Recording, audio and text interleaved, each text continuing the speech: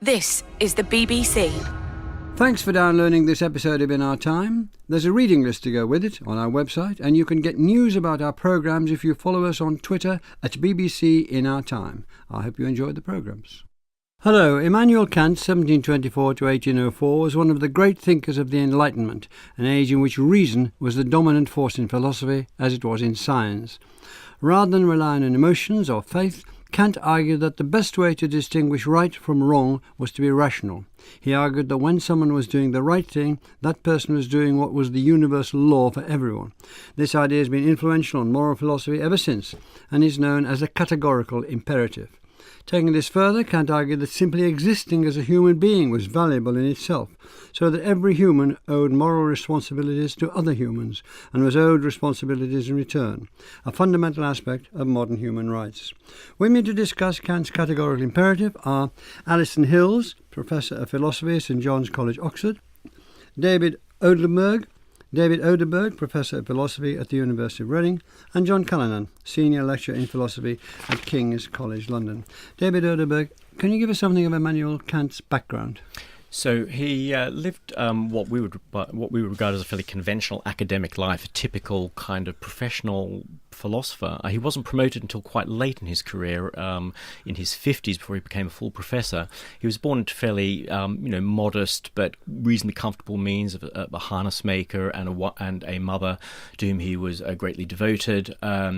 He had an education in a pietist school, the Collegium Fridericianum, which emphasized kind of evangelicalism, fundamentalism, rigorous morality, personal Christianity, and so on. He rebelled against that. He did not like it. He found it quite stifling to his independence of mind. He went on to the University of Königsberg to study. Before that, he'd been a private tutor at various wealthy houses and so on, families. Went to the University of Königsberg, where he spent the rest of his life. Is in East Prussia, now part of Russia. And as I say, he was there the whole time, starting off as a lecturer, lecturing on science, mathematics, geography, geology, everything under the sun, but philosophy was his main interest. Let's just for one second go back to this religious. He was in a sect called Pietism, which was a branch of Lutheranism. Can you just say a little more about that? Because I think it is germane to the story. Very much so. So Lutheranism was the kind of the orthodox Christianity of Germany. Pietism had developed really during Kant's time and a little bit before that, under a number of notable kind of German theologians, evangelicals, who felt that the orthodoxy of Lutheranism was too rigorous, too stifling, it was too dogmatic. It was all about the pastor giving the sermon in the church rather than about personal Christianity and personal morality. So it was a kind of an enthusiastic movement, enthusiastic in perhaps a good, or for Kant, maybe not a good sense in certain respects, but it very emphasized personal family morality, personal Christian living, rigorous morals, and it was quite, what we might call a fundamentalist, or at least a strict reading of scripture, and so on. Heavily influential on Kant, at least in his personal outlook, not necessarily in his philosophy overall. But maybe in his personal outlook, believing that he or the Pietists themselves had a direct connection with Christ. Mm-hmm. So that's a big thing to have, isn't it? It is. It's not something that he felt, though. So as we'll see, perhaps, his own attitude to religion is very different from the Pietists. So although I think he inherited their kind of staunch attention to morality and personal rigor and abstemiousness and frugality and so on, which he lived to the max in his life, nevertheless, his own attitude to religion was not exactly one to which the Pietists were particularly fond. I just think the autonomy issue might derive from that in some way, but we'll come to Perhaps. that. Yeah. He became a moral philosopher. What's a moral philosopher? A moral philosopher is a philosopher who studies that branch of philosophy called ethics or moral philosophy. There we're concerned with concepts of right and wrong in the moral sense, not just right as in, what's the right wallpaper for my bedroom, but morally right. What are the right actions that we should carry out? How should we act towards other people? Even how should we act towards ourselves? How should we develop our character? What is the concept of moral obligation? What are the grounds of right and wrong, morally good, morally bad, and all those moral concepts like praise and blame, admiration, condemnation, and so on, which we use in our ordinary life. Alison Hills, was there a body of work to which he could refer when he turned his full attention to moral philosophy? So while he was studying at the University of Königsberg, as we've heard, the main philosophical tradition that he was sort of taught under was a sort of rationalist one. So this is a big strand of the Enlightenment. You were saying the triumph of human reason. And rationalist philosophers were extremely optimistic about what human reason could tell us. They thought that we could think for ourselves and we could come up with knowledge of God, of our own souls, of our freedom, and of what's morally right and wrong. So Kant was taught in this, but there were some criticisms of it, some sort of technical criticisms of how that might work. But he was also very influenced by a couple of other philosophers who were also philosophers of the Enlightenment, but much more sceptical about the powers of human reason. So one of them is Hume. So Hume had ideas both about theoretical reason, about these ideas about knowledge of God, and thinking that human reason was just much more limited than the rationalist philosophers thought. We just cannot prove the existence of God. And much of what we think of as our knowledge of the world is actually instinct or habit, and we don't know what the future will be like. There's lots of things that we just don't know. In ethics, Hume thought that human reason was just not a powerful thing at all. It cannot be practical. It cannot tell us what the right thing to do is. He calls it the slave of the passions. Right? It's pushed about by our desires. It can tell us how to get what we want, but it can't tell us what we ought to do.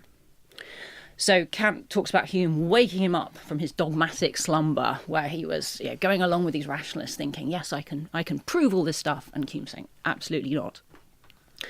The other philosopher, again, sceptical about human reason, but in a very different way, is Rousseau.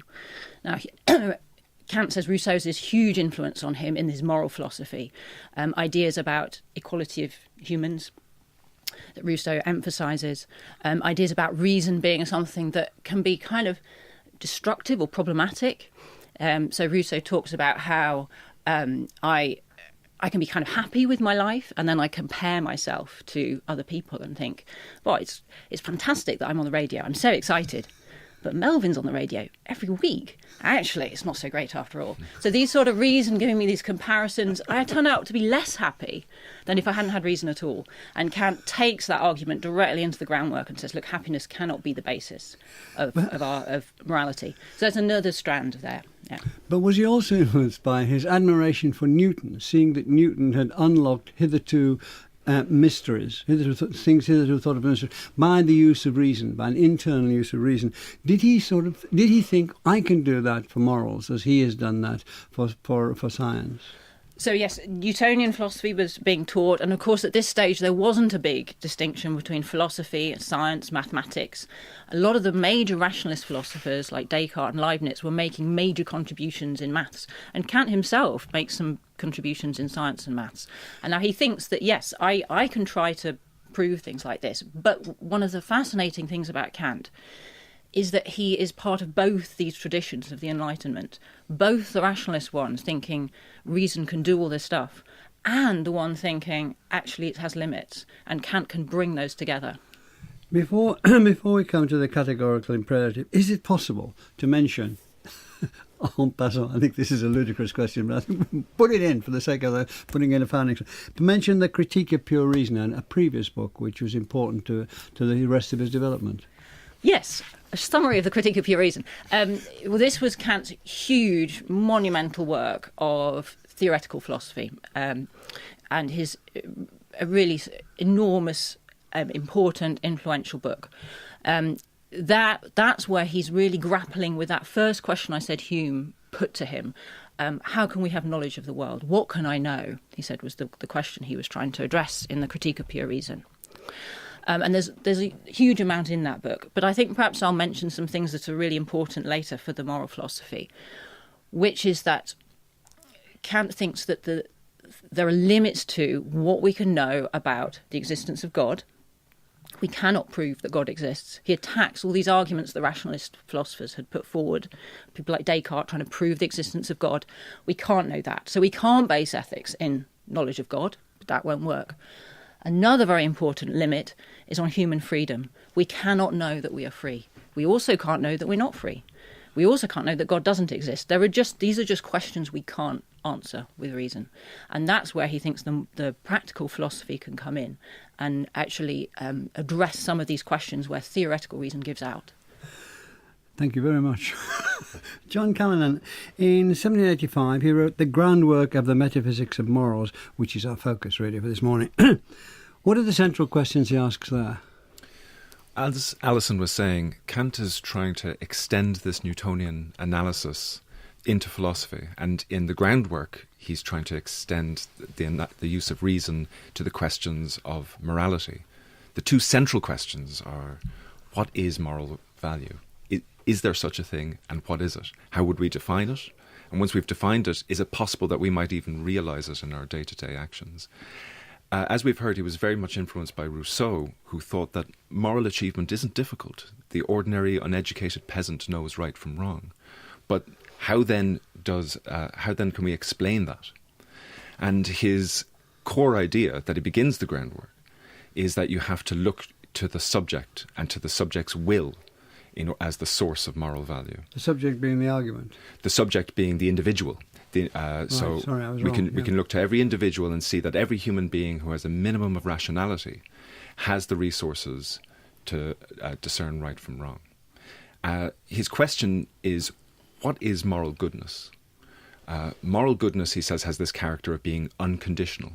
There are many things that are good. An umbrella is good for keeping dry, if you have that desire. But we think there's a different category of goodness, such as actions like refraining from torture, which are not just good in this or that circumstance, but are good in every circumstance, for every person, always. He calls these unconditional goods. So if there is morality, it's something unconditional, and he wants to know, what is that? His answer is the only thing that can be a source of unconditional value is a good will. That is, the individual subject's own capacity to form their intentions and plans to perform actions. And he's got a quick argument for why this has to be the case. He thinks there are lots of goods, as I've mentioned. You might have strength of character, you might have intelligence, you might have wit and imagination. But you can use all these goods to evil purposes. You can use your strength to bully, you can use your wit to humiliate. If you don't have good intentions, if you don't have a good will, then all these goods become bads. So the only thing that remains constant is having good intentions. And so he locates the will as the pure focus of morality. So he has will and intentions being the same thing in a way? Sort of. Will is your capacity to form intentions to perform an action and commit to them. They're your plans. They're the reasoning that you've engaged upon in forming those plans. So where does that take him?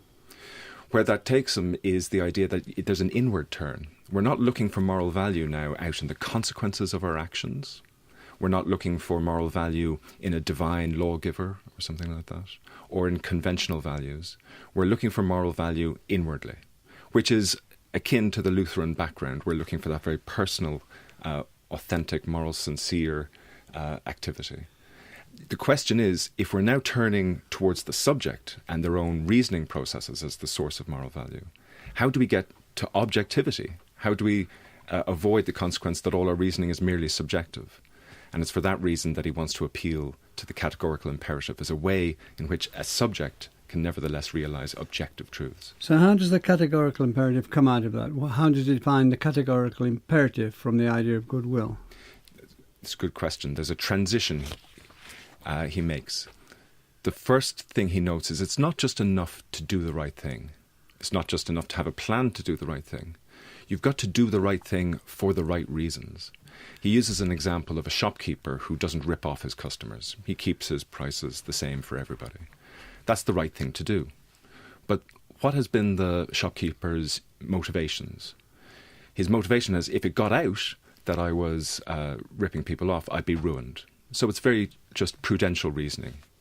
However, another shopkeeper might keep his prices the same price simply because it's the right thing to do. It's the fair policy. He makes his decision on principle.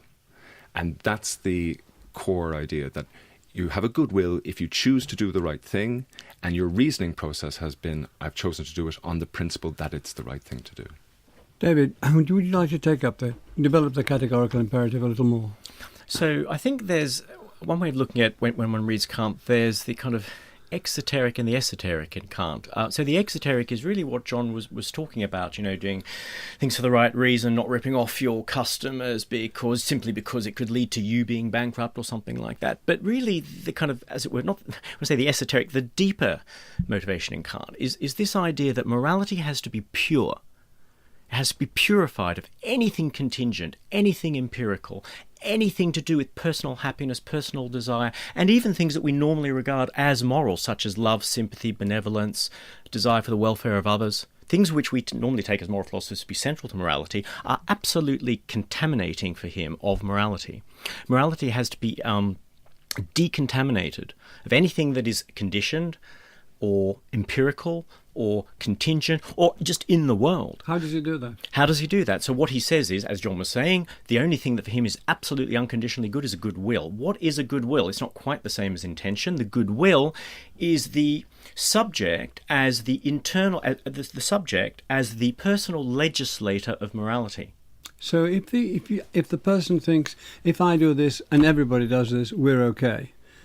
It's a big judgment to have to make, isn't it? You're shaking your head. I'm not surprised. It is a big judgment to have to make, but he tries to do it, right? He tries to gives examples, right? So the first formulation of the categorical imperative, act only on those maxims or principles which can be willed to be universal laws of nature for all rational beings, not just humans. Kant dabbled in the idea that there might be rational beings on other planets, actually, in his early writings, right? And the Kamistikya, it's enough, really. Yeah. So that has got to happen. So that's up to the individual every time to decide that this will be the case, and therefore acting in that way is moral. I have to ask myself, as a moral legislator, can the principle that I'm considering, should I lie? Should I do this? Should I do that? Should I treat people this way or that way? Should I treat myself this way or that way? Can I will that to be a universal law? Alison Hills, can we keep going with this categorical imperative? Can you give us some of the examples of things that he says this is categorically imperatively true?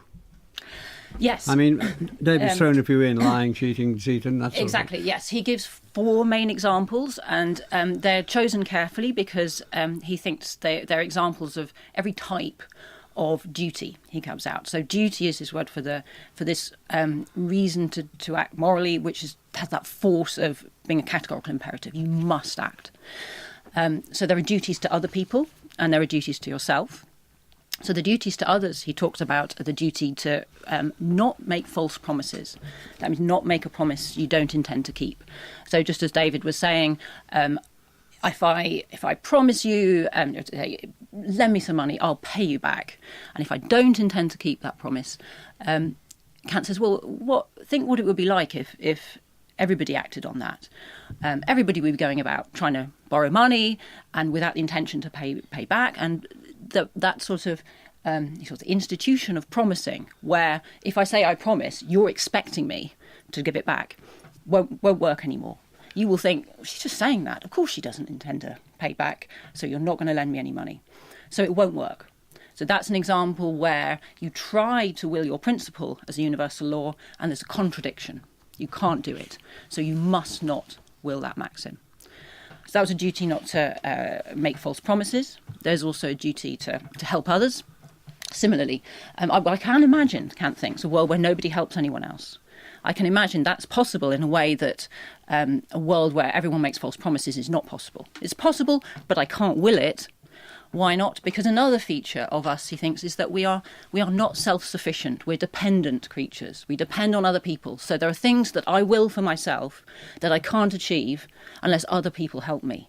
So I can't at the same time will that no one ever helps anyone. So similarly, I have a duty not to will a maxim of never helping anyone. I have a duty equals an imperfect duty to help other people sometimes. So those are his 2 examples of duties to others. He also gives some examples of duties to yourself. A duty not to... I think we might come on to that. Do you mind? A bit later, duties to yourself. Mm-hmm. I think that's we can separate that off. Is that all right? Yes. Fine. Right, John, how radically different is this, really, from formulations in the Bible such as do unto others as you would have them do unto you? Right, so that rule, as it's known, the golden rule of do unto others as you would have them do unto you, there are some similarities here. In that case, you are considering whether to do an action and you imagine yourself from the perspective of someone else and try and imagine Is my rule fair? Would I be happy if someone else did this action in the same way? But the differences between the golden rule and the categorical imperative, that's the golden rule. Yeah. The differences between that and the categorical imperative are much more profound. Kant is quite emphatic that what he's proposing here is not the golden rule. With the golden rule, you're imagining what kind of desires can I act upon? I'll only act on the desires that I'll be happy that if someone else were to act on those desires towards me.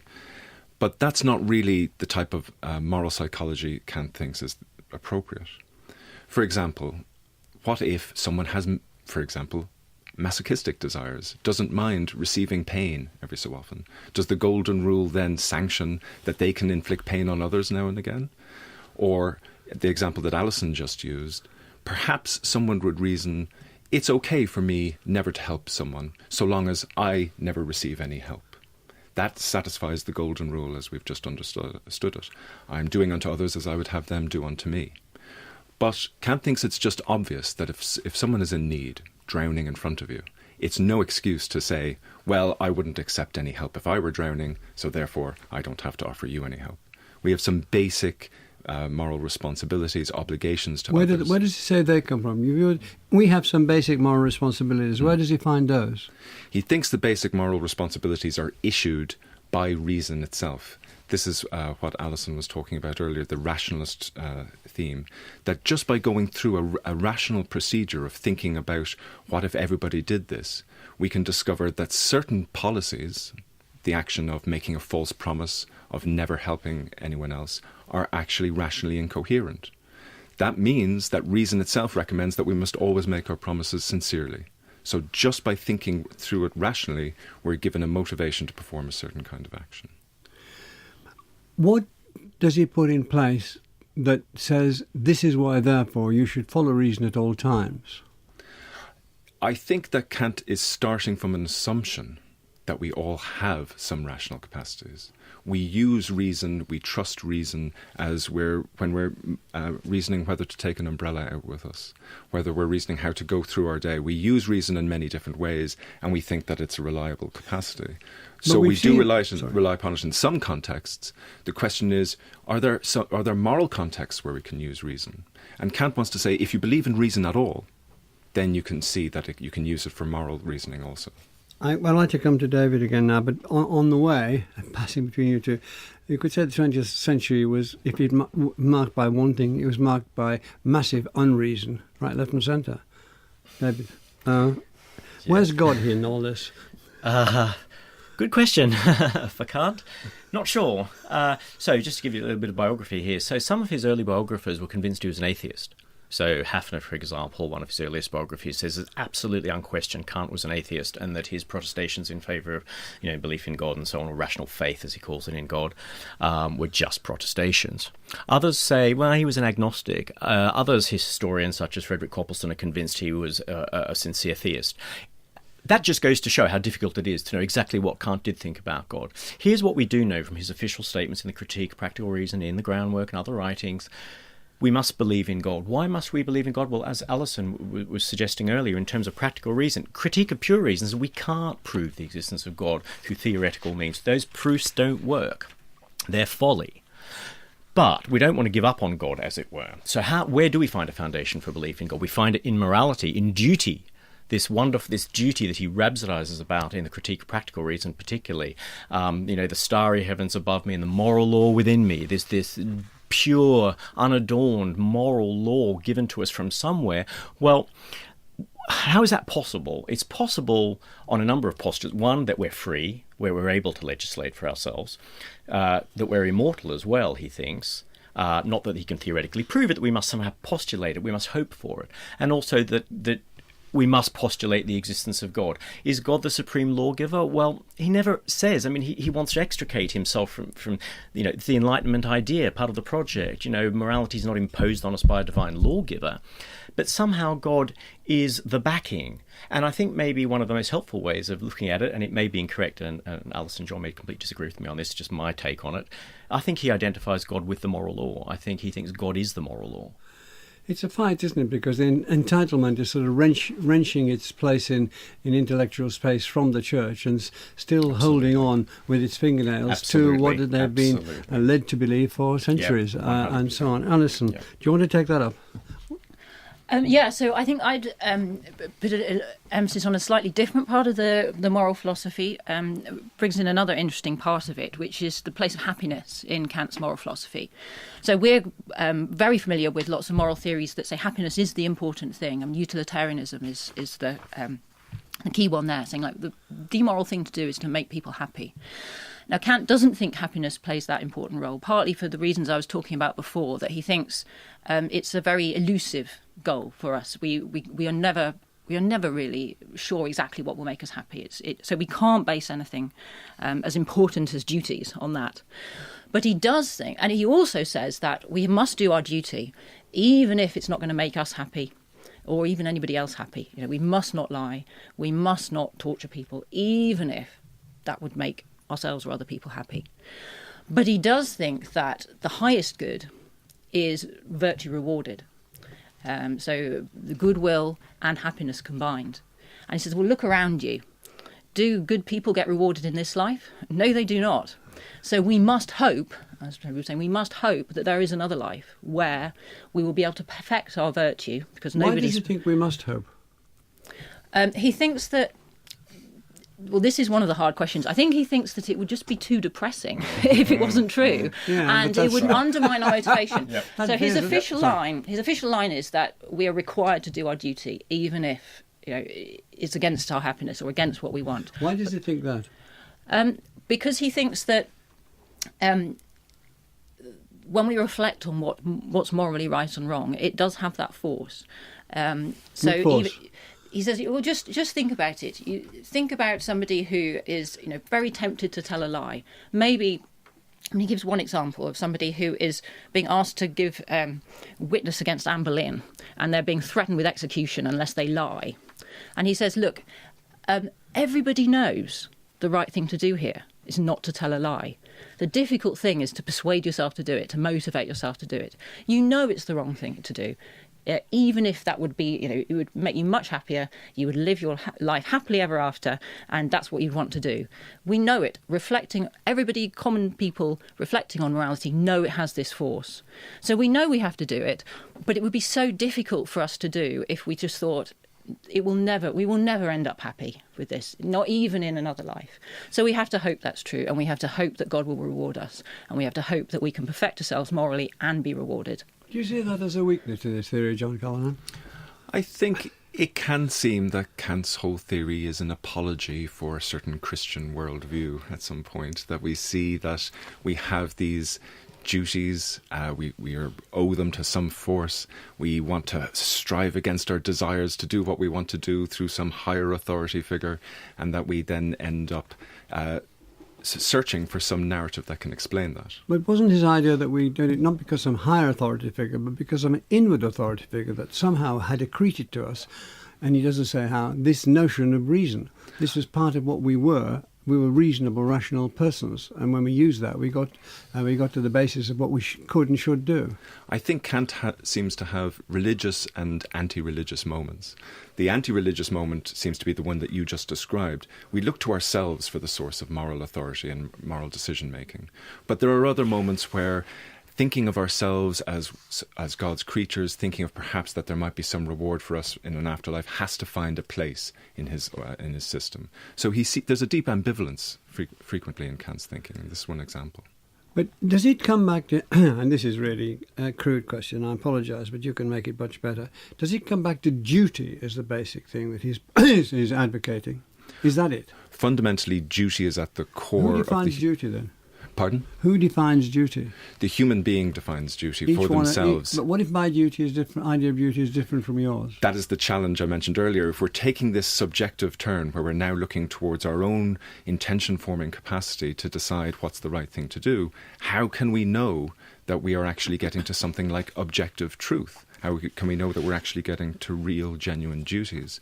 And the answer is he has this confidence that we have a universal form of rationality that we can appeal to, that every human being can appeal to, and that gives a constraint on the kinds of answers that we can give.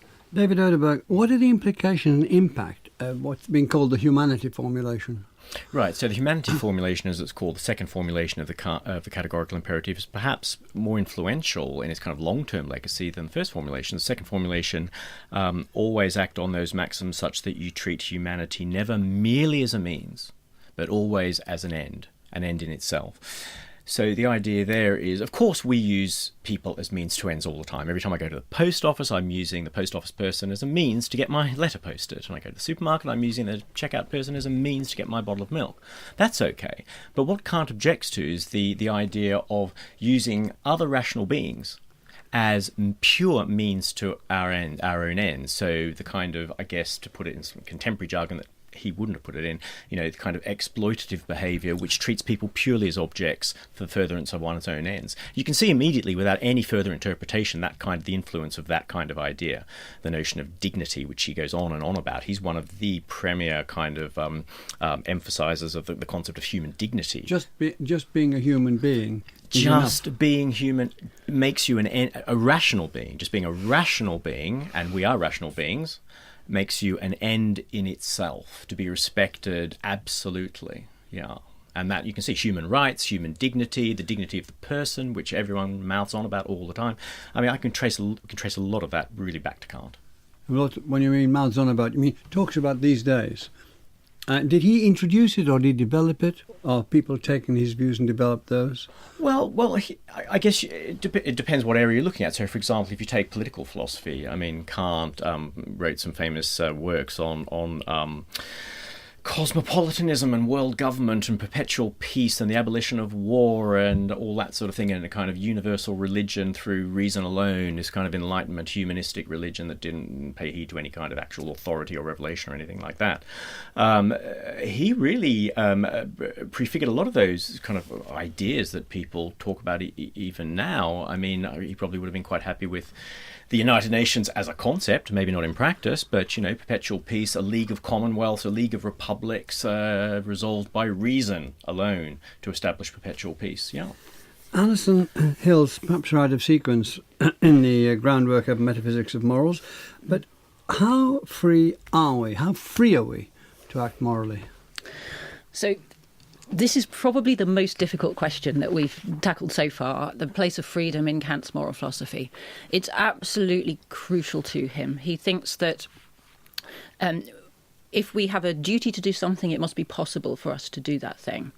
So he is very concerned that we might be just a member of the causal order like anything else, where one thing happens after another and there isn't actually options open to us that we can freely choose between.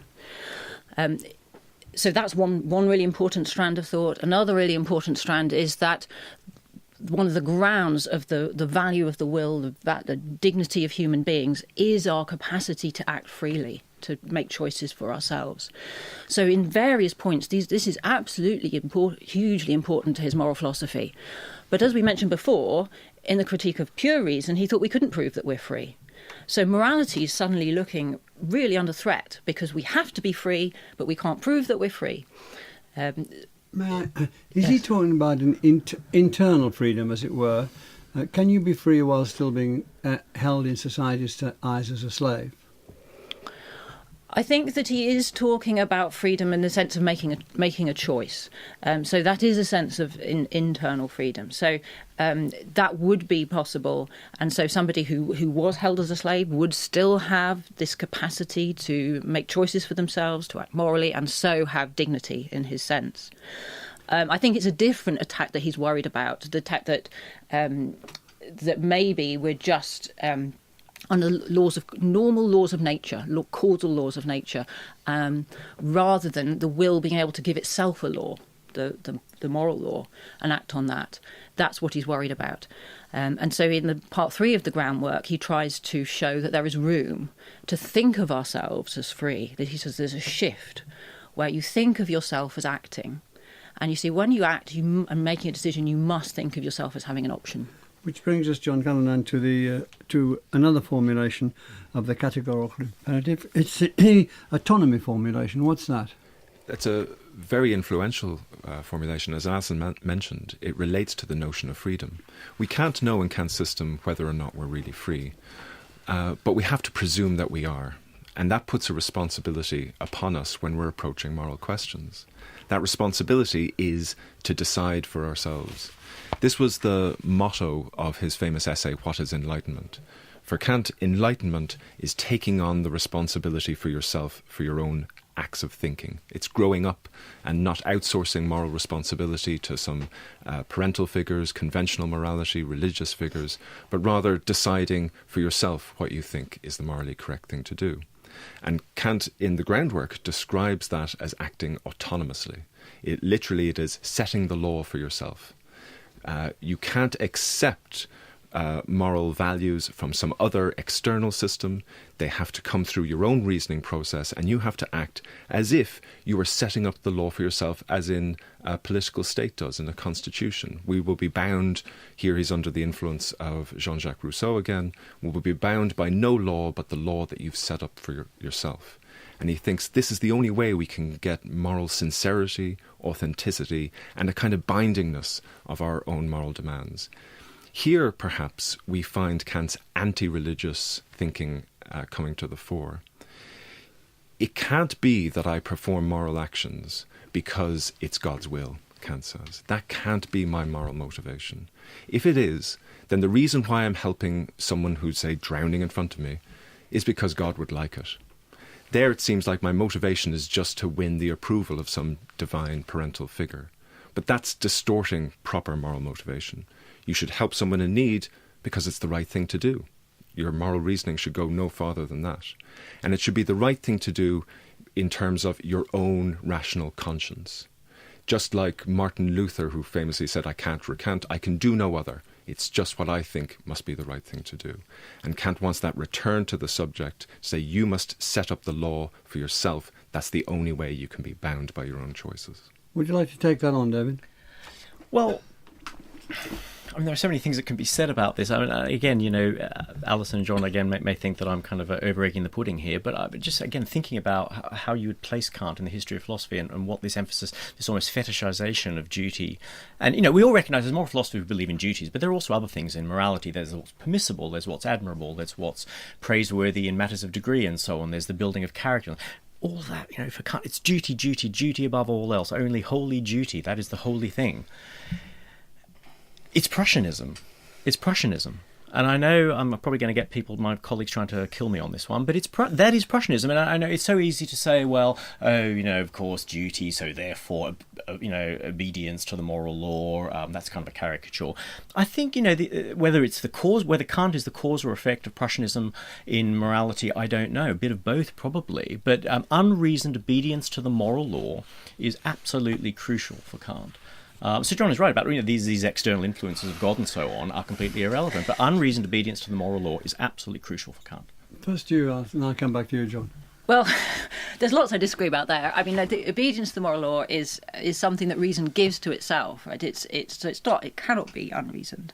And I would also say that the groundwork does put a lot of emphasis on duty, but other works that Kant writes, particularly the groundwork for the Metaphysic of Morals. He goes on to write the Metaphysic of Morals, and the bit about moral philosophy is called the Doctrine of Virtue, and it's all about these other aspects of character, including the importance of some kinds of love and some kinds of sentiment, and respect is hugely important. I think it's just a mistake to think that all Kant's interested in is duty. Can I just pick up on that? Yeah, please. That's quite true what Alison is saying, and then the later works he does. But then I think, you know, it could be argued that is the dilution of the official theory as found in the groundwork. John? I also think we have to realise that when Kant talks about duty, that's just his name for a very ordinary kind of moral psychology that he thinks everyone does, not just those who've grown up in authoritarian Prussian culture. It's the notion of reasoning and doing something simply because you think it's the right thing to do. That's it. That's all duty. It's not responding to some authority figure. It's responding to the demands of your own conscience. How influential was Kant at the time? And then we'll briskly, how influential has he been since? So let's start at the time. At the time, so everywhere. I mean, his influence is diverse and diffuse throughout the 19th century and beyond. So you find his influence on the Romantics, philosophers in both positive and negative ways. In a positive way, this idea of, and go back to the Critique of Pure Reason, the mind's construction of reality through the imposition of these forms of thought on sensory perception, is something that impressed many Romantic writers and poets. The idea of the human being's own contribution to the construction of an interpretation of reality. In a negative way, some of the Romantic philosophers, like early ones such as Hamann, for example, feuded with Kant bitterly over his destruction of faith and destruction of religion, destruction of any kind of firm ground for faith. He's influential on the scientific revolution, the ongoing scientific revolution, of course, the Enlightenment, the autonomy of reason, the ability of reason to get to the truth, at least of some things, right? So he's influential there. So he's influential on Romanticism in positive and negative ways, on the scientific revolution, and on other strands as well. Alison, anything to add? Yes, I'd say straightforwardly in moral theory of how should we treat other people, Kant is still a really dominant thinker in terms of being against that other strong tradition of utilitarianism or consequentialist thinking, which says it doesn't matter what means you take, what matters is the end result, the happiness or the good that you produce. Kant is very strongly opposed to that. How you treat individuals absolutely matters, and so he's still very important as an alternative way of thinking about morality to those sorts of theories. John, do you think that his ideal of this this society of moral people, he ever thought it was achievable? I think he thought it was achievable. It was an ideal that we should be aspiring towards all the time. He's interested, he says in the Critique of Pure Reason, of establishing a culture of reason. By that, he really means that we value reason as the way in which we engage in dialogue with each other. We don't think that our moral transactions are just about who has the stronger passion, who has the stronger desire, but rather can we give reasons and arguments for why we're doing what we're doing. And he sees that his project is trying to promote that culture. And I think to a large degree he's been successful. Well, thank you very much, John Callanan, Alison Hills and David Oderberg. Next week we'll be discussing Wuthering Heights, Emily Bronte's novel of love, cruelty, violence, revenge and Yorkshire. Thanks for listening. And the In Our Time podcast gets some extra time now with a few minutes of bonus material from Melvin and his guests. So what did we miss out? I think one thing when we're talking about Kant's influence at the end there, one thing that we can talk about is the role of autonomy again. The idea of deciding for yourself, I think, and the importance of that in the morally authentic life is extremely important in ways that Kant didn't predict and perhaps wouldn't have approved of. Existentialism, you might say, is a philosophical movement from Nietzsche to Kierkegaard right up to Jean-Paul Sartre, thinking that the choice of simply making a choice for yourself is the ultimate valuable thing, and taking on responsibility for your choices. For those thinkers, they have far less confidence in reason as an ability to constrain those choices to get at objectivity. So you could describe existentialism as Kantian autonomy without the reason. And it's been massively influential in all different ways. When I said what are we really about, a look of despair came across your face, David. We missed out so much, but what most importantly did we miss out? We most importantly missed out that. So Bertrand Russell said of Kant that he awoke from his dogmatic slumber and invented for himself a soporific which soon put him back to sleep again. Nietzsche called him a catastrophic spider. Heinrich Heine said he was a greater destroyer than Robespierre. And Moses Mendelssohn called him a destroyer. And legend has it that the people of Königsberg named their dogs the Destroyer after Kant. Why? Because I think many people did feel that Kant had destroyed, had wielded a significant attack upon religion, or whether it's Orthodox Lutheranism, whether it's on Catholicism, other versions of Christianity, or any form of dogmatic religion. People were worried. Judaism.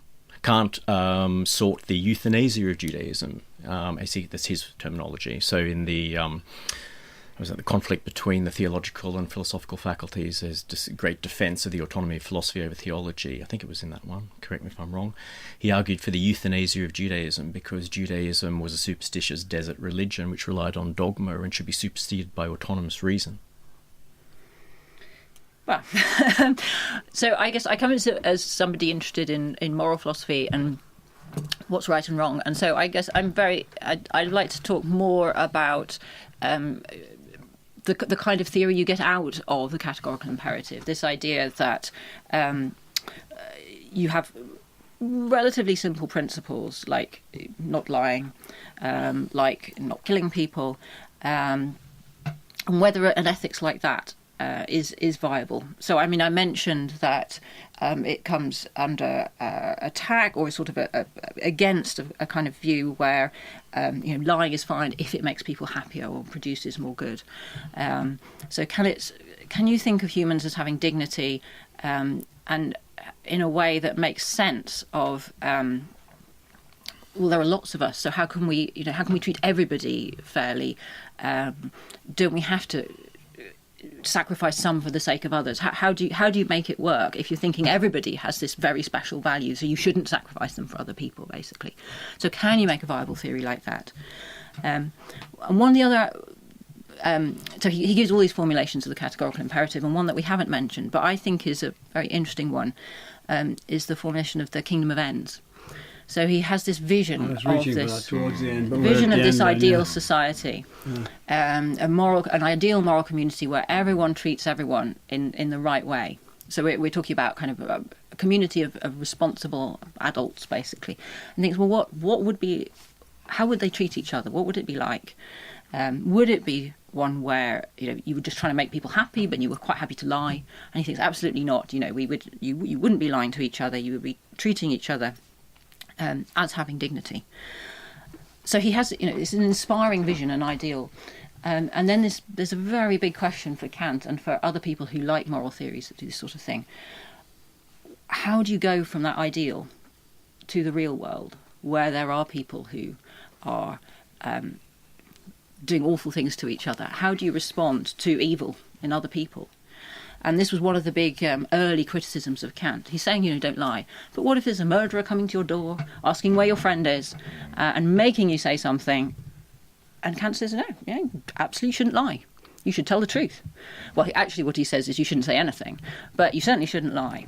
And people thought, how can that be right? How can it be right that you're telling the murderer where to go and find his victim?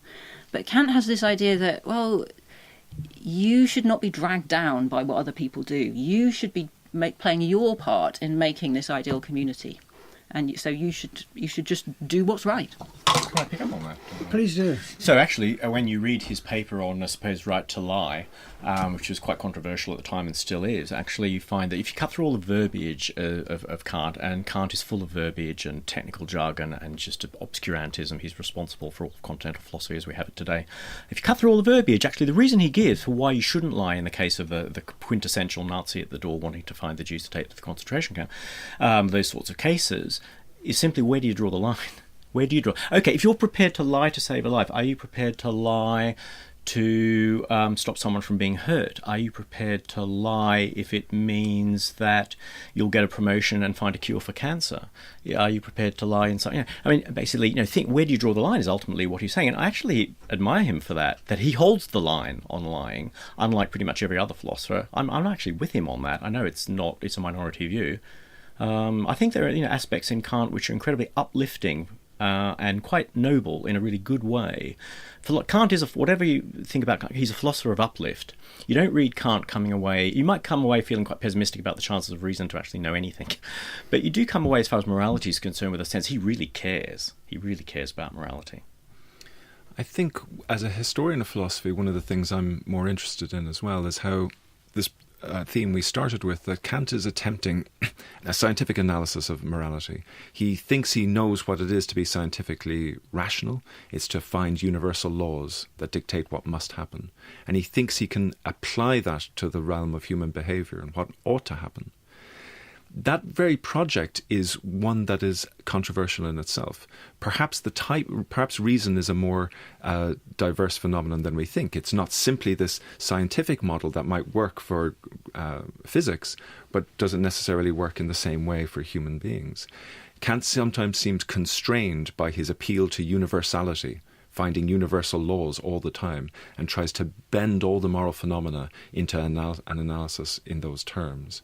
And perhaps if he it points at the end of the day, if that project isn't possible, that perhaps the very idea of giving a scientific analysis of moral phenomenon is itself misguided. Well, thank you. I think you're about to be up at the producer is here. Would anybody like tea or coffee? I think I'll have tea, actually. And for more podcasts on arts and ideas from the BBC, follow the link on our website to the best of BBC Radio 3's Free Thinking programme. Programme. Programme. Programme. Programme. Programme.